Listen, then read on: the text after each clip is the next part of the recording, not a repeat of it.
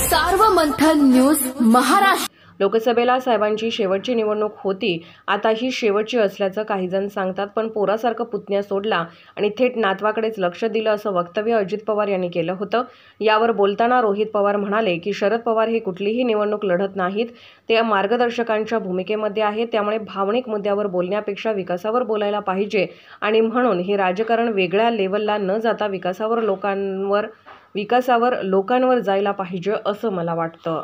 दादा, लोकसभेला साहेबांची शेवटची निवडणूक होती, आता ही शेवटची असल्याचे काही जण सांगत आहेत, पण पोरासारख्या पुतण्याला तुम्ही सोडलं आणि नातवाकडे लक्ष दिलं असं अजित पवारांनी म्हटलं आहे आज। पवार साहेब एक तर कुठलीही निवडणूक तिथं लढत नाहीत, ते मार्गदर्शक या भूमिकेमध्ये आहेत आणि पवार साहेब मार्गदर्शन आत्तापर्यंत करत आलेलेच आहेत आणि उद्याही ते करणार आहेत।